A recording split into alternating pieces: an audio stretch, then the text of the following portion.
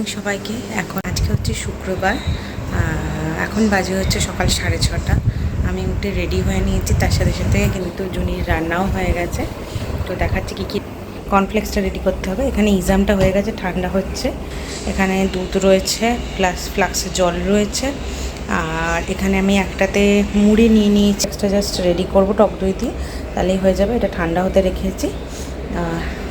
এই যে উঠেই পড়েছে আর একজনকে এখন রেডি করে আমরা বেরিয়ে যাব। চেক আউট টাইম হচ্ছে এখানে 7টা। তো দেখা যাক, এখন 6:45 মতো বাজে। তো দেখা যাক কটার সময় রেডি হই। আশা করি 7:10-15 মধ্যে বেরিয়ে যাব। এটা চাই, এখন চার্জার চাইছে। কি করবো তুমি? আমি কি করে খেলবে? ওটা খেলার জিনিস তো।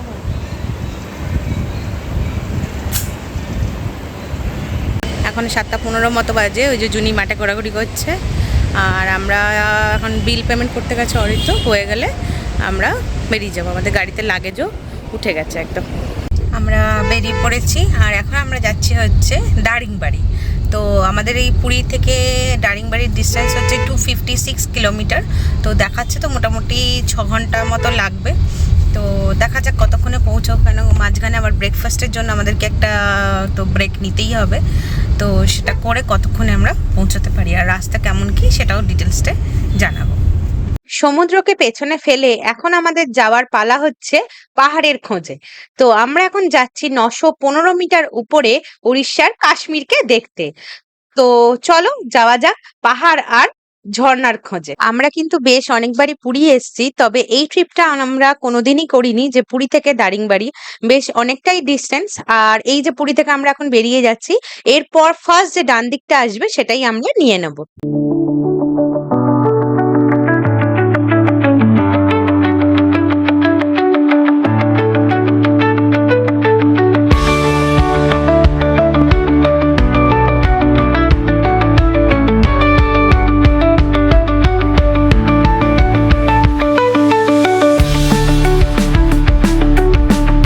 লোকাল রাস্তা ছেড়ে আমরা উঠে গেছি এখন হাইওয়েতে।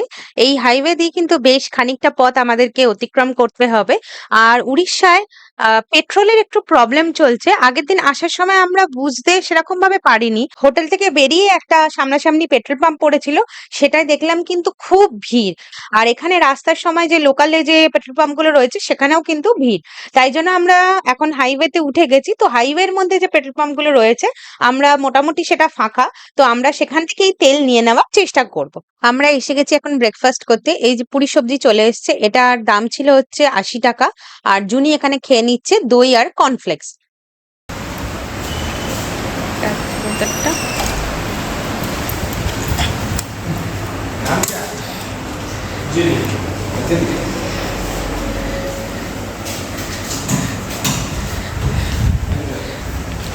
খাবার দাবার বেশ ভালো ছিল। পুরি সবজির পরে আমি একটু মশলা অমলেট নিয়েছিলাম একটা। অমলেটটা খুব ভালো ছিল। তো এবার খাওয়া দাওয়ার পর্ব শেষ, এবার আবার রওনা হওয়ার পর্ব শুরু। পার গাড়ি 10 লিটার করেই তেল দিচ্ছে। আর এখানে সামনের বাইকের অবস্থা দেখি, অতিরিক্ত যেখানে যাবি সব জায়গায়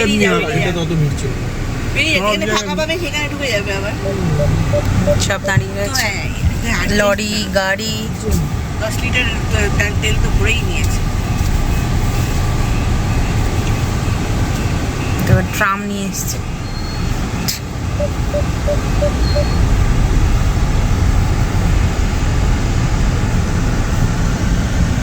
বাইকের লাইন প্রচুর। এখানে কিন্তু প্রত্যেকটা মোটামুটি খুব কম পেট্রোল পাম্প ছাড়া এখানে মোটামুটি পেট্রোল পাম্পের এরকম অবস্থা। Continue on National Highway 16 for 10 kilometers. দেখা যাক আর কতটা আমাদের, আশা করি আর 30 লিটার মতো তেল হলে আমরা বাড়ি পর্যন্ত চলে যাব। তো যতটা পাচ্ছি নিয়ে নেওয়ার চেষ্টা করছি। আর এই হচ্ছে সামনের ভিউ।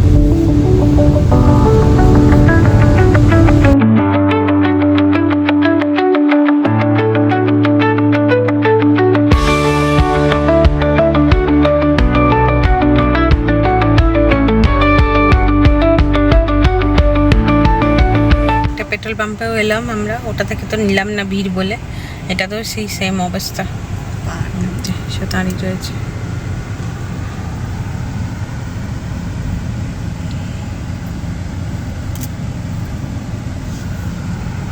বাইকে তো নিচ্ছে, তার সাথে আবার কন্টেনারে করেও নিয়ে যাচ্ছে। বাইক যে কতক্ষণে শেষ হবে, তারপরে গাড়ি তেল পাবে, দেখা যাক। Turn right onto State Highway 30, then turn left to stay on State Highway 30. NH16 ছেড়ে আমরা ঢুকে পড়ছি স্টেট হাইওয়েতে।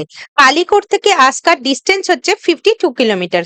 আমাদেরকে কিন্তু আসকা হয়েই যেতে হবে। ট্রেনে করে আসতে গেলে কিন্তু দারিংবাড়ির নিয়ারেস্ট স্টেশন হচ্ছে ব্রহ্মপুর, সেখান থেকে গাড়ি ভাড়া করে নিলেই দারিংবাড়ি পৌঁছে যেতে পারবে, এবং সেক্ষেত্রে গোপালপুরটাও কিন্তু ঘুরে নিতে পারো। আমরা এখান দিয়ে পুরো একদম স্টেট হাইওয়ে দিয়ে যাচ্ছি, আর প্রচুর দোকানপাট, কিন্তু সামনের ভিউটা কিন্তু বেশ ভালো, মন্দির আর পেছনে পাহাড়। এই যে আমরা এখন যাচ্ছি ওয়ে টু আসকা। এই রাস্তা দিয়ে মোটামুটি আমাদেরকে যেতে হবে 138 কিলোমিটার মতো। তার জন্য টাইম লাগবে হচ্ছে 3 ঘন্টা 10-15 মিনিট মতো। এই রাস্তাতে একটু বেশি টাইম লাগবে, কেন এত গাড়ি ঘোড়া, এত দোকান, লোকজন। দেখা যাক, রাস্তা ভালো হলেই হলো, আর কিছু না।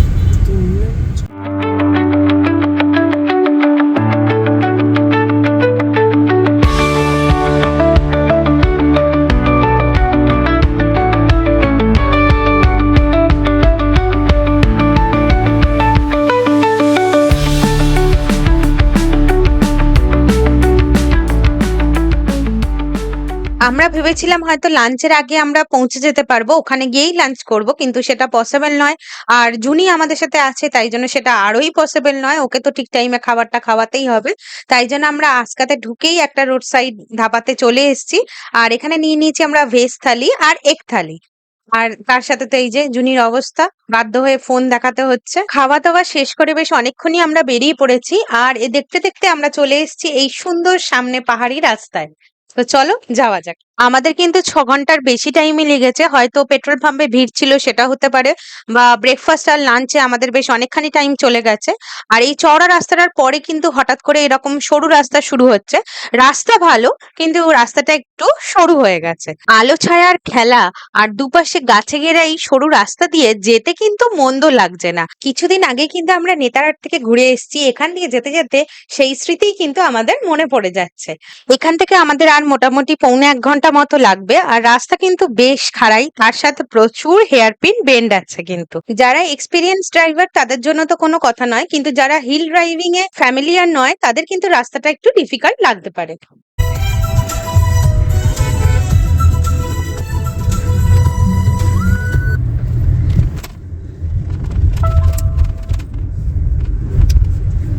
লাদাখের লাদাখ বলছি, নর্থ বেঙ্গলের ইয়ে হচ্ছে, এটা কি হচ্ছে? Final exam, final preparation. Exam তো নর্থ বেঙ্গলে গেলে হবে। এটা ছোট,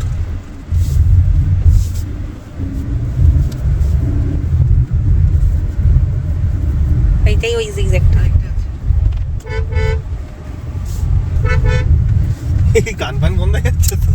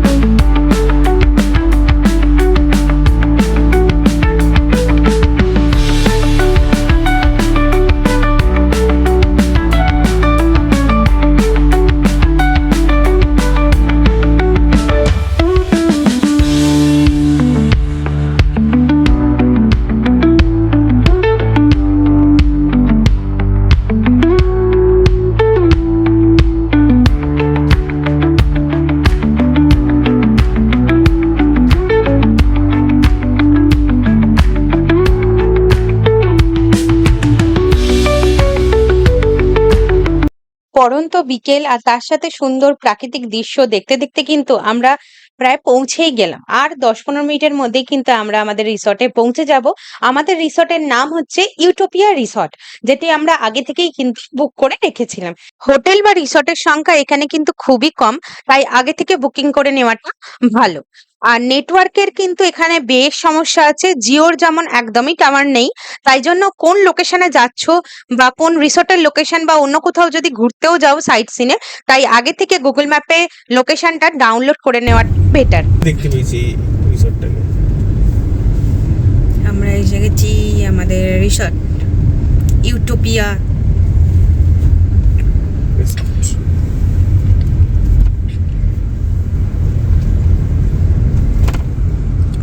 utopia resort. Turn right, then your destination will be on the right.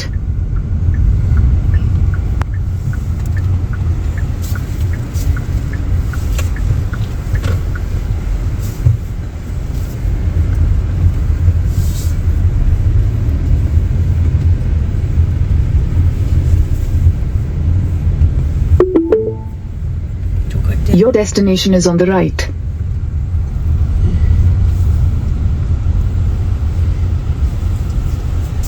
Utopia resort.